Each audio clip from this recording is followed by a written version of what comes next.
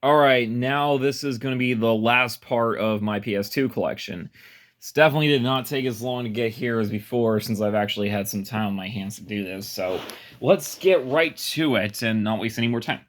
Alright, so the next game I have is Romance of the Three Kingdoms 7 and Romance of the Three Kingdoms 8. Now, I actually am a big fan of the Romance of the Three Kingdoms series, as well as Dynasty Warriors. Um, and I'm also a big fan of Chinese history. I don't know why, it just fascinates me. But I played Romance of the Three Kingdoms 2 a lot on the Super Nintendo, and I've always been interested to check out the other games, so that's why I bought these. And to my surprise, these were actually one of the cheapest entries you could buy. Like, they were actually cheaper than how much I bought Romance of the Three Kingdoms 2 for, which I bought the second game for like, I don't know, 25, 30 bucks. Meanwhile, these two were like about 15 a piece. They're not terribly expensive, at least not compared to the later games that came out. Yeah. I've played Romance of the Three Kingdoms 7 a little bit. It's it's all right. It's a decent strategy game. There's a lot to it. Although the game does kind of play like a PS1 game, which I guess it makes sense because the game originally came out in 2000 in Japan. And it didn't come to the States until 2002. However, this is still a 2000 game technically, so this was just a localized release. But it's not bad. It's a relatively decent game. It's at least somewhat simple enough. Romance of the Three Kingdoms 8, on the other hand, is a lot more detailed. There's a lot more to it, like more with the general officer creation and all that good stuff. I haven't really played much of it. Like, I didn't really put much time into this compared to the 7th game, so I can't really say a lot about it. But I know it definitely looks better. Like, it seems that there was more, considering the game was released later, which I believe it came out in Japan in 2002, and this time it didn't take as long to come to the States, in which the North American version came out in 2003. So, at the very least, it does look more like a PS2 game than the previous game. But yeah, I can't really say anything about it. I do like the cover art though. I don't know why, I just do. But yeah, anyways, yeah, Romance of the Three Kingdoms 7 and 8. Next, I have Star Trek Voyager Elite Force. This game is alright. It's a first-person shooter based on the Star Trek universe. A series which I am a huge fan of. I love Star Trek. Been a fan since I was a kid, with my first exposure to it being The Next Generation, which my mom was a huge fan of. So I watched it a lot growing up, and I watch it even more now. I even have all the original movies with Captain Kirk, Spock, and Sulu, McCoy, Chekhov, all that good stuff. With William Shatner and Leonard Nimoy, from the motion picture to The Undiscovered Country. I've got that. Might actually show my DVDs eventually, but I've also even got the 4 Next Generation movies, from Generations to Nemesis.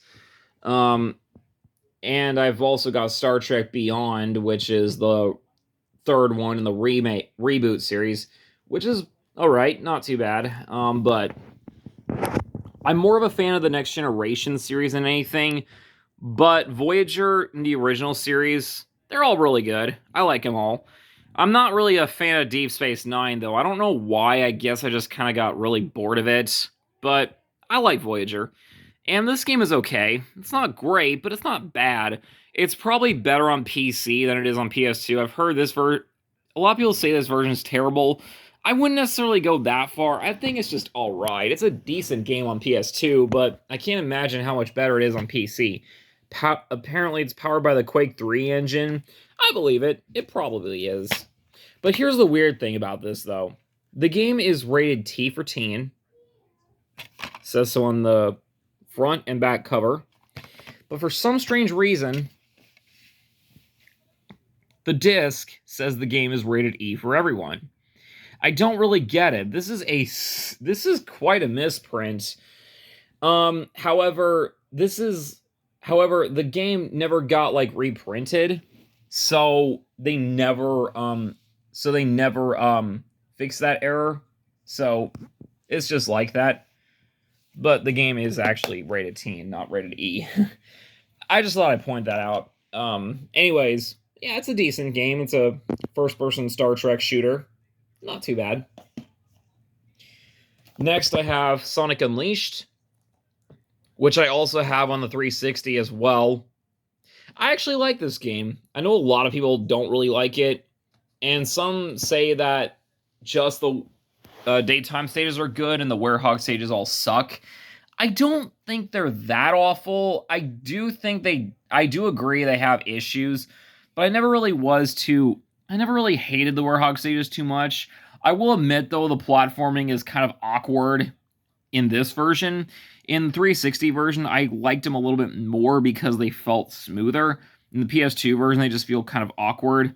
But the daytime stages are awesome here, and the Werehog stages at the very least are shorter here. Honestly, I don't think it's a bad game. It isn't perfect. It's not a great Sonic game, but I like it enough. Midway Arcade Treasures, the original. I showed the second game in a previous video. This is the original. I actually prefer this one over the first game. Over the second game. The reason is because it just has a better selection. It's got Smash TV, the Joust games, Defender 1 and 2, Gauntlet, Spy Hunter, the original Spy Hunter, not that pile of trash sequel that came out. Sinistar, Super Sprint. Sorry about the jump cut. But yeah, it also has Klax, which I actually got pretty fascinated by. Robotron, Blasters. I really like this list. I think it's a pretty solid selection of games here compared to the second game, which did have Mortal Kombat 2 and 3 and Primal Rage and Total Carnage and all that, but unfortunately, it was marred by some really strange choices that I honestly didn't think were great. And it did have some emulation issues, like Pit Fighter going way too fast, Hard Driving going way too slow, and Mortal Kombat 3 sounding extremely crackled more than it was supposed to. Which are not game-breaking, but definitely a bit awkward in the emulation department in some aspect. But anyways, yeah. Midway Arcade Treasures, I think, is better than the second game. I have not played the third one, though, but I've heard it's alright. Definitely interested in that. Castlevania Curse of Darkness. This was actually the first Castlevania game I ever played, and I loved it. And to this day, I actually still love it. I recently finished this one a couple of years ago, and I love it. I still enjoy the hell out of this game. I was actually kind of shocked to find that my disc still works. I thought it didn't work anymore after a certain point, but to my surprise, it actually played the entire way through. With one exception being a cutscene that I just constantly skipped on. Like, it would just constantly stutter, and it was trying to, like, stall itself, but I skipped it, so I didn't have to worry about that too much before it froze my game, so thankfully that didn't happen. So I was able to finish the game, but I love this game. I know a lot of people aren't the biggest fans of it, but I honestly don't think this game really deserves the hate. Or at least the hate it got back then. I don't know what the consensus on it is now, but I personally love this game. This is actually one of my favorite Castlevania games because of the various things it does. Like, I love the large variety of weapons. I love the gameplay. It has it has a mix of an action-adventure game and an RPG with a Castlevania twist to it. It's got the Innocent Devil system where you can use a bunch of different creatures to help you on your journey, which I do think is really freaking cool. And it's a pretty open-ended game. The backgrounds are a little bit repetitive, so it is pretty easy to get lost at times. And for a Castlevania game, it's shockingly really kind of easy. Like, it's not that damn easy, but it's definitely one of the easier Castlevania games. So probably good for beginners, but I actually didn't die that much playing this game. I think I only died like 6 times throughout, and that was like later on in the game. But it's not super difficult. But either way, though, I still love the game in spite of its issues. Um, so yeah, and the music, fantastic stuff. But then again, Castlevania just has great music in general. So yeah, can't go wrong. Dog's Life. Not really sure what this is about. It probably isn't anything like Nintendogs, but I don't really know what it's about. I have not played this yet. Sega Classics Collection, which contains 10 different classic Sega games on the arcade and the Genesis, and Master System, all remade in 3D. And this one got a lot of crap when it came out, but I personally don't think it's that bad. It's got some winners here, like Virtual Racing, great stuff. Outrun is also really good on here, and Alien Syndrome is actually pretty fun. I also like Columns on here as well. And I like Space Harrier. I mean, I think I said that, I don't know, but I liked Space Harrier on here, even though it was clearly a budgeted game. The Golden Axe one is not very good, though. I don't think it's as bad as some say, but it's extremely repetitive, though, and the backgrounds are pretty samey, and it also looks pretty dull. Monaco GP, I'm not really a fan of, never have been, honestly. Fantasy Zone's alright. It plays well enough on here. Bonanza Brothers, I honestly never liked that game in the first place. I wasn't a fan of it. And Tantar, I actually haven't even played. But yeah, this is a decent selection. I wouldn't say it's perfect. Like I said, I'm not a fan of Bonanza Brothers at all, and I wasn't really a fan of Monaco GP either.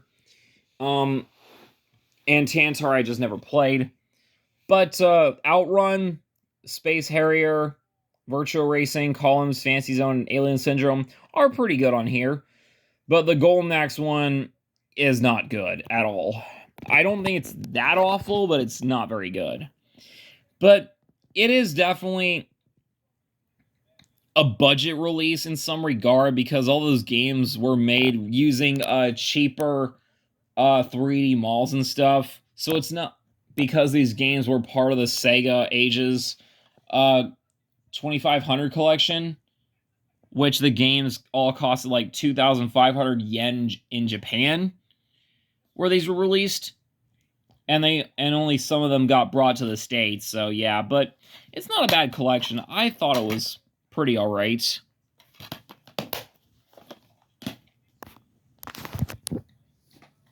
Next game I got is Heroes of Might and Magic. I actually really liked this game. I thought it was pretty fun. I think this is the only one I've played, though. Mortal Kombat Shaolin Monks. This is probably one of my favorite MK games. I absolutely freaking love this game. It's so much fun. I love the multiplayer. Playing single player is okay, but playing it multiplayer, though, oh my god, it is a freaking blast. It is so damn good. It even has a fighting mode, too, which is kind of neat. Hidden Invasion. A lot of people say this game is terrible, and I won't lie, it's not great. It's certainly not that amazing, but I didn't think it was that bad. I thought it was alright. The game certainly doesn't look great, and it's kind of clunky, but beat-em-ups are pretty hard to come by on PS2, so at the very least, it's serviceable, I would say. It isn't really that good, but it's serviceable, I would say. Yeah, Hidden Invasion, it's alright. Fireblade, which I actually ended up really enjoying. I actually didn't pay that much for the game. It was like $8, but surprisingly, it is a pretty fun game. I enjoyed this one quite a lot. I I like the style it goes for, but then again, I actually really like flight games, so I thought the combat here was pretty good. It was a lot of fun gunning down opponents and shooting down their camps. I think my biggest issue with it is that the stealth mechanics are really not that good. They're extremely awkward and kind of wonky to utilize, especially when you're using a damn helicopter to do it. But the game still is really good, though, and I enjoyed it. And it's done by Midway, and I like Midway stuff, even if they have some stinkers under their belt sometimes. And the last one I have that's in a case is Lethal Skies 2. This is basically an Ace Combat clone. It feels very similar to that to me. The controls and the style of gameplay, it feels very similar. It's pretty good, but it's very hard. Like, holy shit, this game is brutal. Compared to Ace Combat, which wasn't an easy game at all, which wasn't easy, but it was at least fair, this one is just fucking merciless. Like, holy crap, this game is freaking difficult. I only made it to like the second stage, and I have not been able to get past it because enemy missiles are damn near impossible to avoid, and your plane can go ridiculously fast when you're, especially in cases where you're trying to take out ground enemies, and yeah, it's tough. It's tough as nails. But I'm not letting that game totally stop me. I do plan on getting past that second stage, because honestly, that was really the only thing that was keeping me from progressing was that stage, but I do plan on getting through it eventually. Otherwise, it's a pretty good game, even with its frustrating difficulty curve. And now for the rest of the games I have, which are loose. So, just bear with me here. They're all in cases, so don't worry. At least jewel cases, mostly. Except for a couple games. Like this. Rygar, The Legendary Adventure. I actually really like this game. It's a pretty fun game. It's a hack and slash. It's actually, I would say, sort of a precursor gameplay-wise to God of War. Because this game came out 3 years before it, and God of War kind of plays similarly to this. So, I would say this was the precursor to it. I mean, technically it's not really a related game anywhere else besides its gameplay style, but I kind of consider it a bit of a precursor because this game came out with a similar style before God of War came out, so yeah. It's a pretty good game, though. I enjoyed it. Seek and Destroy. This was easily one of the cheapest games I ever bought for my PS2, and to my surprise, it's actually not bad. It's a fairly decent tank game. I think it's sort of an RPG, maybe not, more of like an adventure game, but it was not bad. I actually kind of enjoyed this one. 007 Nightfire. This is a pretty damn fun game. One of the best James Bond games in my opinion. It plays really well and it's got great multiplayer and a fantastic soundtrack. Much better controls than Agent Under Fire 2. Supercar Street Challenge. It's alright. It's just a generic arcade racer. That's all I gotta say about it. The Simpsons game. I beat this game numerous times. I freaking love it. It's certainly got its issues, but I enjoyed the hell out of it. Also, I am a Simpsons fan, so might be slightly biased, but the game is legitimately pretty fun. Although it is a little short and it's definitely kind of repetitive, but I enjoyed it. Castle Shikigami 2. There's not that many shooters for the, well, actually, there's a fair amount of shoot-em-ups for the system. I just don't have that many myself. But Castle Shikigami 2 is pretty damn good. I enjoy this one quite a lot. One of my favorite shoot-em-ups on the system. Although there is one small issue this game does suffer from, and that's only specific to the North American version, and that is the voice acting.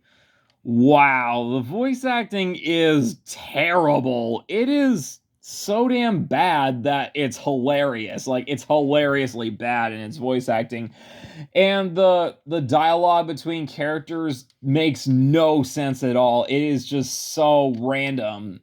Like, when you say something, when one character says something to another in the game, it's like it makes no sense whatsoever. It's completely stupid, but it's funny, and I can't really say it's like super cringe-inducing because I still laugh at it at the very least. But otherwise, though, the game is really good. I enjoyed it.